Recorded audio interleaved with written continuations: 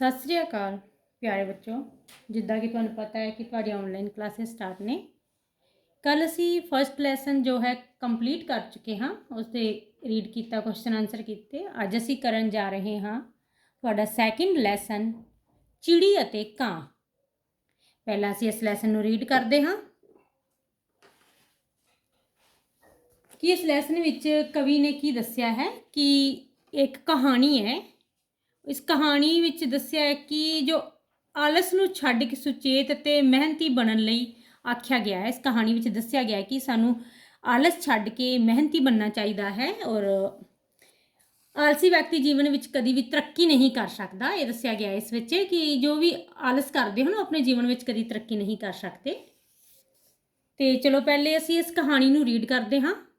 ਜਿਨ੍ਹਾਂ ਬੱਚਿਆਂ ਨੇ ਹਾਲੇ ਤੱਕ ਇਸ ਕਹਾਣੀ ਨੂੰ ਰੀਡ ਨਹੀਂ ਕੀਤਾ, ਕਈ ਬੱਚੇ ਲੇਟ ਆਉਂਦੇ ਹਨ ਸਕੂਲ 'ਚ, ਤਾਂ ਹੁਣ ਇਹਨਾਂ ਕਲਾਸਾਂ ਦੇ ਥਰੂ ਫਾਇਦਾ ਚੱਕ ਸਕਦੇ ਹਨ ਔਰ ਦੁਬਾਰਾ ਤੋਂ ਇਸ ਲੈਸਨ ਨੂੰ ਰੀਡ ਕਰ ਸਕਦੇ ਹਨ। ਇੱਕ ਵਾਰ ਇੱਕ ਕਾਂ ਅਤੇ ਚਿੜੀ ਦੀ ਦੋਸਤੀ ਹੋ ਗਈ। ਇੱਕ ਵਾਰ ਇੱਕ ਕਾਂ ਸੀ ਔਰ ਇੱਕ ਚਿੜੀ ਸੀ, ਉਹਨਾਂ ਦੋਨਾਂ ਦੀ ਦੋਸਤੀ ਹੋ ਜਾਂਦੀ ਹੈ। ਦੋਨਾਂ ਦੇ ਆਲ੍ਹਣੇ ਵੀ ਇੱਕ ਦੂਜੇ ਇੱਕ ਹੀ ਰੁੱਖ ਤੇ ਸਨ। ਆਲ੍ਹਣੇ ਕੀ ਹੁੰਦਾ ਹੈ? ਦੇਖੋ ਇਹ ਪਿੰਕ 'ਚ ਲਿਖਿਆ ਹੋਇਆ ਆਲ੍ਹਣੇ।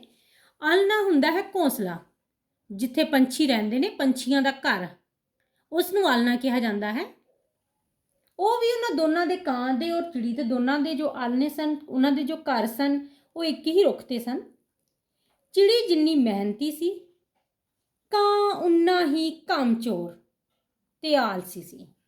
ਵੇਖੋ, ਚਿੜੀ ਜਿੰਨੀ ਮਿਹਨਤ ਕਰਨ ਵਾਲੀ ਸੀ ਤੇ ਜੋ ਕਾਂ ਸੀ ਉਨਾ ਹੀ ਆਲਸੀ ਤੇ ਕਾਮਚੋਰ ਸੀ। ਚਿੜੀ ਸਾਰਾ ਦਿਨ ਚੋਗਾ ਇਕੱਠਾ ਕਰਦੀ ਰਹਿੰਦੀ ਅਤੇ ਕਾਂ ਵਿਹਲਾ ਬੈਠਾ ਖਾ ਛੱਡਦਾ। ਚਿੜੀ ਵਿਚਾਰੀ ਸੀ ਜੋ ਹਰ ਵਕਤ ਚੋਗਾ ਇਕੱਠਾ ਕਰਦੀ, ਚੋਗਾ ਹੁੰਦਾ ਦਾਣਾ, ਤੇ ਜੋ ਕਾਂ ਸੀ ਉਹ ਵਿਹਲਾ ਹੀ ਬੈਠਾ ਖਾਂਦਾ ਸੀ। ਚਿੜੀ ਵਿਚਾਰੀ ਫਿਰ ਵੀ ਗੁੱਸਾ ਨਾ ਕਰਦੀ। ਲੈ ਕੇ ਤੇ ਚਿੜੀ ਆਂਦੀ ਸੀ ਪਰ ਖਾ ਕਾਂ ਜਾਂਦਾ ਸੀ, ਫਿਰ ਵੀ ਉਹ ਚਿੜੀ ਸੀ ਨਾ, ਉਹ ਗੁੱਸਾ ਨਹੀਂ ਕਰਦੀ ਸੀ। ਇੱਕ ਵਾਰ ਚਿੜੀ ਨੇ ਕਣਕ ਦੇ ਬਹੁਤ ਸਾਰੇ ਦਾਣੇ ਇਕੱਠੇ ਕਰ ਲਏ। ਇੱਕ ਵਾਰ ਦੀ ਗੱਲ ਹੈ, ਜੋ ਚਿੜੀ ਸੀ ਉਸਨੇ ਕਣਕ ਦੇ ਬਹੁਤ ਸਾਰੇ ਦਾਣੇ ਇਕੱਠੇ ਕੀਤੇ। ਉਹ ਚਾਹੁੰਦੀ ਸੀ ਕਿ ਇਸ ਵਾਰ ਇਹਨਾਂ ਦਾਣਿਆਂ ਦੀਆਂ ਰੋਟੀਆਂ ਬਣਾ ਕੇ ਖਾਈਏ। ਤਾਂ ਚਿੜੀ ਜੋ ਸੀ, ਉਸਦਾ ਮਨ ਕੀਤਾ ਕਿ ਕਿਉਂ ਨਾ ਇਹਨਾਂ ਦਾਣਿਆਂ ਦੀ ਰੋਟੀਆਂ ਬਣਾ ਕੇ ਖਾਈ ਜਾਣ। ਚਿੜੀ ਨੇ ਕਾਂ ਨਾਲ ਗੱਲ ਕੀਤੀ, ਤਾਂ ਉਸਨੇ ਕਾਂ ਦੇ ਕੋਲ ਜਾ ਕੇ ਗੱਲ ਕੀਤੀ ਕਿ ਕਿਉਂ ਨਾ ਅਸੀਂ ਇਹਨਾਂ ਦਾਣਿਆਂ ਦੀ ਰੋਟੀਆਂ ਬਣਾ ਕੇ ਖਾਈਏ। ਹੁਣ ਚਿੜੀ ਕੀ ਕਹਿ ਰਹੀ ਹੈ? ਕਾਂ ਵੀਰੇ, ਮੈਂ ਕਣਕ ਦੇ ਬਹੁਤ ਸਾਰੇ ਦਾਣੇ ਇਕੱਠੇ ਕਰ ਲਏ ਹਨ। ਇੱਕ ਚਿੜੀ ਕਹਿ ਰਹੀ ਹੈ ਕਾਂ ਨੂੰ ਕਿ ਕਾਂ ਵੀਰੇ, ਮੈਂ ਕਣਕ ਦੇ ਬਹੁਤ ਸਾਰੇ ਦਾਣੇ ਇਕੱਠੇ ਕਰ ਲਏ ਹਨ। ਕਾਂ, ਫਿਰ ਮੈਂ ਕੀ ਕਰਾਂ? ਤਾਂ ਅੱਗੋਂ ਜੋ ਕਾਂ, ਕਿਉਂਕਿ ਕਾਂ ਤਾਂ ਬੜਾ ਆਲਸੀ ਸੀ, ਕੰਮ ਉਹ ਕਰਕੇ ਰਾਜੀ ਨਹੀਂ ਸੀ, ਤਾਂ ਉਹ ਕਹਿੰਦਾ ਮੈਂ ਕੀ ਕਰਾਂ? ਚਿੜੀ, ਤੂੰ ਇਹਨਾਂ ਨੂੰ ਕਿਸੇ ਚੱਕੀ ਤੋਂ ਪਿਸਵਾ ਲਿਆ। ਤਾਂ ਚਿੜੀ ਅੱਗੋਂ ਕਹਿੰਦੀ ਹੈ ਕਿ ਤੂੰ ਇਹਨਾਂ ਦਾਣਿਆਂ ਨੂੰ ਕਿਤੇ ਚੱਕੀ ਤੋਂ ਪਿਸਵਾ ਲਿਆ। ਕਾਂ ਮਚਲਾ ਹੁੰਦਾ ਢੀਠ ਜਿਹਾ, ਜੋ ਕਿਸੇ ਦੀ ਗੱਲ ਸੁਣਦਾ ਨਹੀਂ। ਐਸਾ ਭੈਣ, ਇਸ ਵੇਲੇ ਮੈਂ ਆਰਾਮ ਕਰ ਰਿਹਾ ਹਾਂ, ਤੂੰ ਹੀ ਜਾ ਕੇ ਇਹਨਾਂ ਨੂੰ ਪਿਸਵਾ ਲਿਆ। ਤਾਂ ਉਹ ਅੱਗੋਂ ਕੀ ਜਵਾਬ ਦੇ ਰਿਹਾ ਕਿ ਜੈਸੇ ਉਹਨੇ ਕੋਈ ਗੱਲ ਸੁਣੀ। ਭੈਣ, ਮੈਂ ਤਾਂ ਨਾ ਇਸ ਟਾਈਮ ਆਰਾਮ ਕਰ ਰਿਹਾ, ਤੂੰ ਹੀ ਜਾ ਕੇ ਇਸ ਨੂੰ ਪਿਸਵਾ ਲਿਆ। ਚਿੜੀ ਵਿਚਾਰੀ ਸ਼ਰੀਫ ਸੀ। ਸ਼ਰੀਫ ਹੁੰਦੀ ਹੈ ਕਿ ਭਲੀ ਮਾਨਸ ਸੀ, ਕਿਸੇ ਦੀ ਗੱਲ ਦਾ ਗੁੱਸਾ ਨਹੀਂ ਕਰਦੀ ਸੀ। ਉਹ ਇਕੱਲੀ ਹੀ ਚੱਕੀ ਤੇ ਦਾਣੇ ਪਿਸਵਾਉਣ ਚਲੀ ਜਾਂਦੀ ਹੈ। ਇਹ ਕਹਾਣੀ ਬਹੁਤ ਇੰਟਰਸਟਿੰਗ ਹੈ। ਤੁਹਾਨੂੰ ਇਸ ਕਹਾਣੀ ਨੂੰ ਸਾਰੇ ਨੂੰ ਯਾਦ ਵੀ ਕਰਨਾ ਹੈ। ਕਾਂ ਸੁੱਤਾ ਹੀ ਰਹਿੰਦਾ ਹੈ। ਚਿੜੀ ਦਾਣੇ ਪਿਸਵਾ ਕੇ ਆਟਾ ਲੈ ਕੇ ਆਉਂਦੀ ਹੈ। ਦਾਣੇ ਪਿਸਵਾ ਕੇ ਫਿਰ ਉਹ ਆਟਾ ਲੈ ਕੇ ਆ ਜਾਂਦੀ ਹੈ।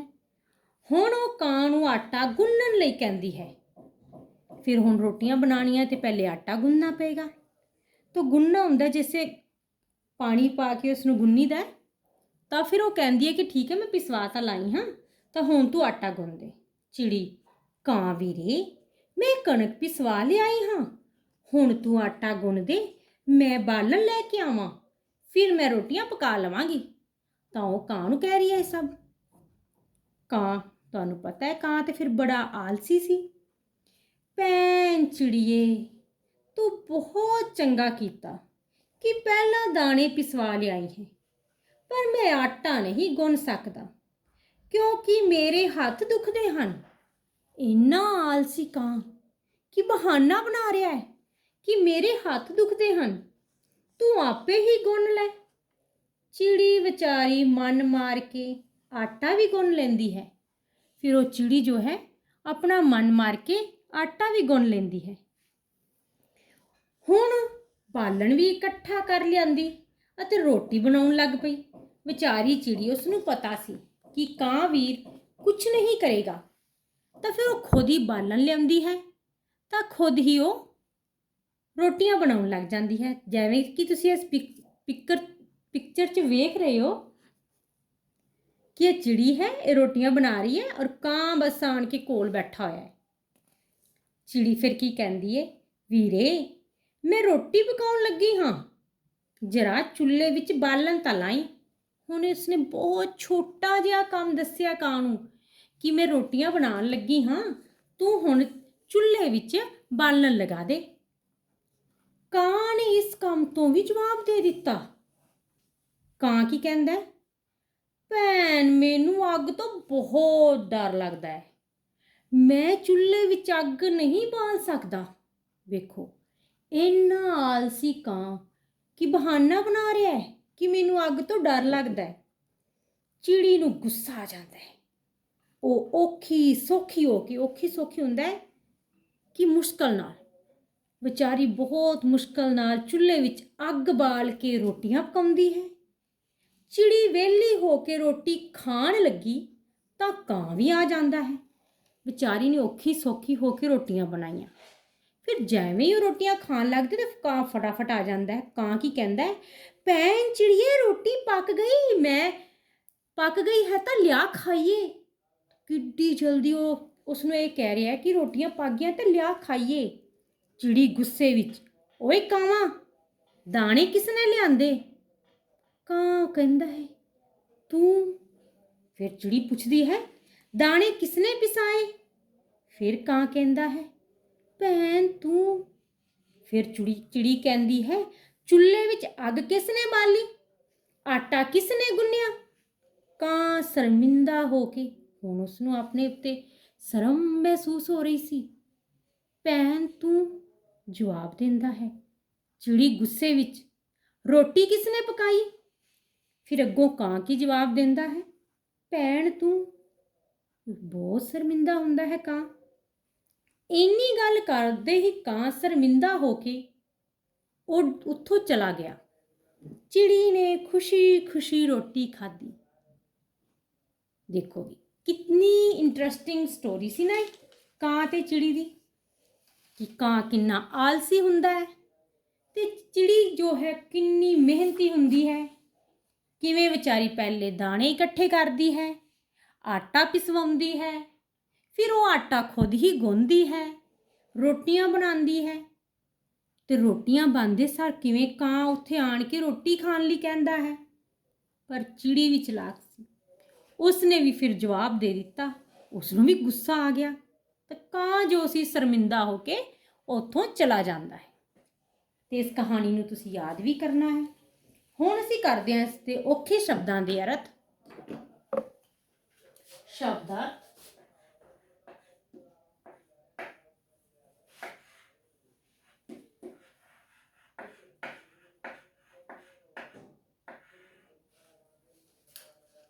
ਪਹਿਲਾ ਸ਼ਬਦ ਆਇਆ ਸੀ ਆਲਣਾ।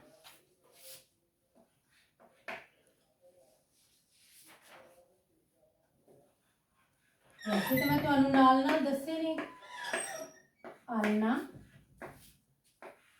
ਆਲਣਾ ਹੁੰਦਾ ਹੈ ਪੰਛੀਆਂ ਦਾ ਘਰ।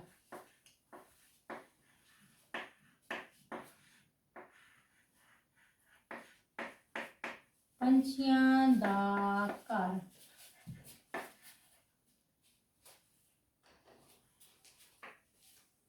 ਇਸ ਤੋਂ ਬਾਅਦ ਹੈ ਕਾਮਚੋਰ। ਕਾਮਚੋਰ ਹੁੰਦਾ ਹੈ ਕੰਮ ਤੋਂ ਜੀ ਚੁਰਾਉਣ ਵਾਲਾ।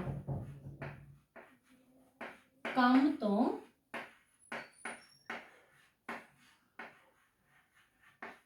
ਜੀ ਚੁਰਾਉਣ ਵਾਲਾ।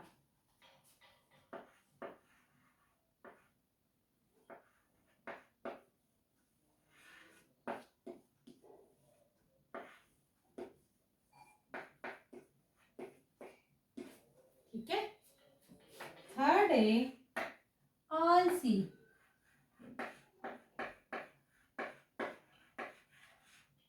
आलसी हुंदा है सुस्त जिहा, जो कोई काम ना करे बस एवें ही पिया रहे, उसनूं कहंदे हन सुस्त। मचला हुंदा है ढीठ। मचला मचला हुंदा है ढीठ।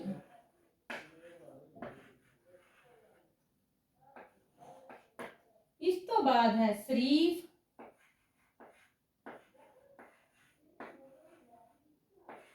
शरीफ हुंदा है भला मानस।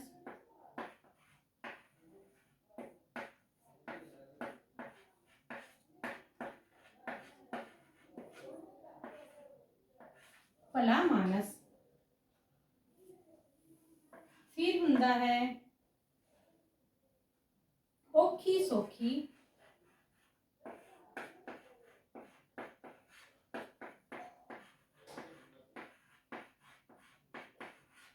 औखी सौखी हुंदा है मुश्किल नाल।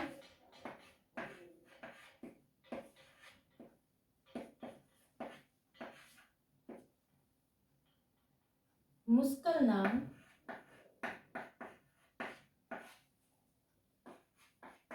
शर्मिंदा शर्मसार।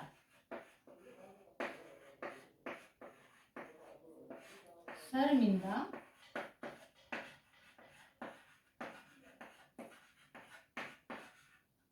शर्मसार। ਇਹ ਸੀ ਤੁਹਾਡੇ ਔਖੇ ਸ਼ਬਦਾਂ ਦੇ ਅਰਥ। ਆਲਣਾ ਪੰਛੀਆਂ ਦਾ ਘਰ, ਕੰਮ ਚੋਰ ਕੰਮ ਤੋਂ ਜੀ ਚਰਾਉਣ ਵਾਲਾ, ਆਲਸੀ ਹੁੰਦਾ ਹੈ ਸੁਸਤ, ਮਚਲਾ ਢੀਠ, ਸ਼ਰੀਫ ਹੁੰਦਾ ਹੈ ਭਲਾ ਮਾਨਸ, ਔਖੀ ਸੌਖੀ ਮੁਸ਼ਕਿਲ ਨਾਲ, ਸ਼ਰਮਿੰਦਾ ਸ਼ਰਮਸਾਰ। ਇਸ ਤੋਂ ਬਾਅਦ ਕਰਦੇ ਹਾਂ ਇਸ ਦੇ MCQ।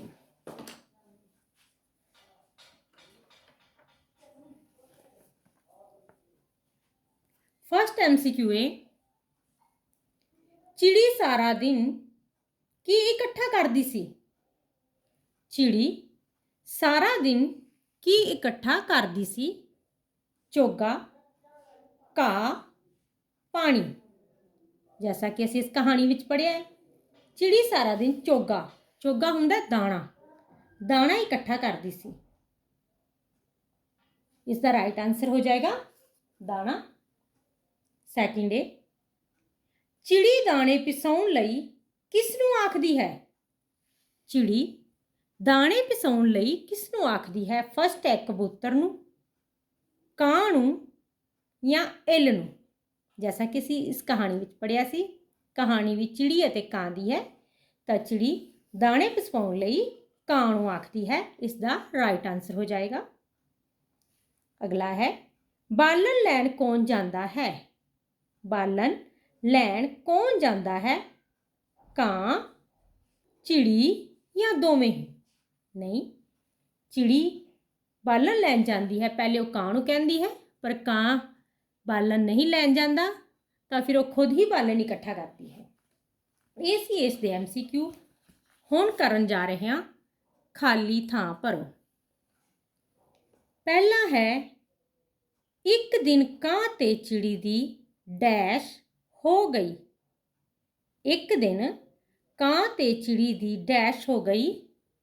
आंसर च दिता है दुश्मनी या दोस्ती। दोस्ती। एक दिन कां ते चिड़ी दी दोस्ती हो गई। सैकेंड है, चिड़ी ने डैश दे बहुत सारे दाने इकट्ठे कर लए। चिड़ी ने डैश दे बहुत सारे दाने इकट्ठे कर लए। मक्की या कणक। तो जिदा कि असीं कहानी च पढ़िया सी कि एक दिन चिड़ी ने कणक दे बहुत सारे दाने इकट्ठे किए सन। ਤਾਂ ਇਸ ਦਾ ਰਾਈਟ ਆਨਸਰ ਹੋ ਜਾਏਗਾ ਕਣਕ। ਨੈਕਸਟ ਹੈ, ਕਾਂ ਨੂੰ ਡੈਸ਼ ਤੋਂ ਡਰ ਲੱਗਦਾ ਸੀ। ਕਾਂ ਨੂੰ ਡੈਸ਼ ਤੋਂ ਡਰ ਲੱਗਦਾ ਸੀ, ਅੱਗ ਜਾਂ ਪਾਣੀ। ਕਾਂ ਨੂੰ ਅੱਗ ਤੋਂ ਡਰ ਲੱਗਦਾ ਸੀ, ਇਸ ਦਾ ਰਾਈਟ ਆਨਸਰ ਹੋ ਜਾਏਗਾ ਅੱਗ ਤੋਂ। ਨੈਕਸਟ ਹੈ, ਡੈਸ਼ ਨੇ ਰੋਟੀ ਬਣਾਈ। ਆਨਸਰ 'ਚ ਦਿੱਤਾ ਕਾਂ ਨੇ ਜਾਂ ਚਿੜੀ ਨੇ। ਅਸੀਂ ਕਹਾਣੀ 'ਚ ਪੜ੍ਹਿਆ ਸੀ ਕਿ ਕਾਂ ਤਾਂ ਬਹੁਤ ਆਲਸੀ ਸੀ, ਸਾਰਾ ਕੰਮ ਚਿੜੀ ਕਰਦੀ ਹੈ ਤੇ ਰੋਟੀ ਵੀ ਚਿੜੀ ਬਣਾਉਂਦੀ ਹੈ, ਤਾਂ ਇਸ ਦਾ ਰਾਈਟ ਆਨਸਰ ਹੋ ਜਾਏਗਾ ਚਿੜੀ ਨੇ ਰੋਟੀ ਬਣਾਈ। ਕਾਂ ਡੈਸ਼ ਹੋ ਕੇ ਉੱਡ ਗਿਆ। ਆਨਸਰ 'ਚ ਦਿੱਤਾ ਹੈ ਸ਼ਰਮਿੰਦਾ ਜਾਂ ਖੁਸ਼, ਤੇ ਇਹਦਾ ਰਾਈਟ ਆਨਸਰ ਹੋ ਜਾਏਗਾ ਸ਼ਰਮਿੰਦਾ। ਕਾਂ ਸ਼ਰਮਿੰਦਾ ਹੋ ਕੇ ਉੱਡ ਗਿਆ। ਇਹ ਸਨ ਇਸ ਦੇ MCQ। ਤਾਂ ਹੁਣ ਅਗਲਾ ਕੁਐਸਚਨ ਹੈ, ਹੇਠ ਲਿਖੇ ਸ਼ਬਦ ਕਿਸ ਨੇ ਕਿਸ ਨੂੰ ਕਹੇ। ਹੇਠ ਲਿਖੇ ਸ਼ਬਦ ਕਿਸ ਨੇ ਕਿਸ ਨੂੰ ਕਹੇ। ਫਸਟ ਹੈ, ਤੂੰ ਇਹਨਾਂ ਨੂੰ ਕਿਸੇ ਚੱਕੀ ਤੋਂ ਪਿਸਵਾ ਲਿਆ। ਇਹ ਕਿਸ ਨੇ ਕਿਹਾ ਸੀ? ਤੂੰ ਇਹਨਾਂ ਨੂੰ ਕਿਸੇ ਚੱਕੀ ਤੋਂ ਪਿਸਵਾ ਲਿਆ। ਇਹ ਜੋ ਸ਼ਬਦ ਨੇ ਇਹ ਚਿੜੀ ਨੇ ਕਾਂ ਨੂੰ ਕਹੇ ਸਨ। ਕਿਸ ਨੇ ਕਹੇ ਸਨ? ਚਿੜੀ ਨੇ ਕਾਂ ਨੂੰ। ਸੈਕਿੰਡ ਹੈ, ਮੈਂ ਰੋਟੀ ਪਕਾਉਣ ਲੱਗੀ ਹਾਂ, ਜਰਾ ਚੁੱਲ੍ਹੇ ਵਿੱਚ ਬਾਲਣ ਤਾਂ ਲਾਈ। ਇਹ ਸ਼ਬਦ ਵੀ ਚਿੜੀ ਨੇ ਕਾਂ ਨੂੰ ਕਹੇ ਸਨ ਕਿ ਮੈਂ ਰੋਟੀ ਪਕਾਉਣ ਲੱਗੀ ਹਾਂ, ਜਰਾ ਚੁੱਲ੍ਹੇ ਵਿੱਚ ਬਾਲਣ ਤਾਂ ਲਾਈ। ਨੈਕਸਟ ਹੈ, ਮੈਂ ਆਟਾ ਨਹੀਂ ਗੁੰਨ ਸਕਦਾ ਕਿਉਂਕਿ ਮੇਰੇ ਹੱਥ ਦੁਖਦੇ ਹਨ। ਇਹ ਵਾਲੇ ਸ਼ਬਦ ਕਾਂ ਨੇ ਚਿੜੀ ਨੂੰ ਕਹੇ ਸਨ। ਕਿਸ ਨੇ ਕਹੇ ਸਨ? ਕਾਂ ਨੇ ਚਿੜੀ ਨੂੰ। ਜਦੋਂ ਚਿੜੀ ਨੇ ਉਸ ਨੂੰ ਆਟਾ ਗੁੰਨਣ ਲਈ ਕਿਹਾ ਸੀ ਤਾਂ ਉਹ ਕਹਿੰਦਾ ਕਿ ਮੈਂ ਆਟਾ ਨਹੀਂ ਗੁੰਨ ਸਕਦਾ ਕਿਉਂਕਿ ਮੇਰੇ ਹੱਥ ਦੁਖਦੇ ਹਨ। ਇਹ ਸੀ ਤੁਹਾਡਾ ਬੁੱਕ ਵਰਕ। ਬਹੁਤ ਹੀ ਇੰਟਰਸਟਿੰਗ ਕਹਾਣੀ ਹੈ ਚਿੜੀ ਔਰ ਕਾਂ ਦੀ। ਇਸ ਦੇ ਨਾਲ ਅਸੀਂ ਇਸ ਦੇ ਔਖੇ ਸ਼ਬਦ ਵੀ ਕੀਤੇ ਹਨ। ਇਸ ਲੈਸਨ ਦੇ MCQ ਖਾਲੀ ਥਾਂ ਭਰੋ। ਸਭ ਬੁੱਕ ਵਰਕ ਹੋ ਚੁੱਕਾ ਹੈ। ਤੁਸੀਂ ਇਸ ਨੂੰ ਅੱਛੇ ਤਰ੍ਹਾਂ ਰੀਡ ਕਰਨਾ ਹੈ ਔਰ ਇਸ ਦਾ ਬੁੱਕ ਵਰਕ ਵੀ ਫਿਲ ਕਰਨਾ ਹੈ ਤੇ ਕੱਲ ਨੂੰ ਅਸੀਂ ਇਸ ਦੇ ਕੁਐਸਚਨ ਆਨਸਰ ਕਰਾਂਗੇ। ਅੱਜ ਅਸੀਂ ਇੰਨਾ ਹੀ। ਇਸ ਦੇ ਕੁਐਸਚਨ ਆਨਸਰ ਕੱਲ ਨੂੰ ਕਰਨੇ ਹਾਂ। ਅੱਜ ਦੇ ਲਈ ਇੰਨਾ ਹੀ। ਓਕੇ, ਸਤਿ ਸ੍ਰੀ ਅਕਾਲ।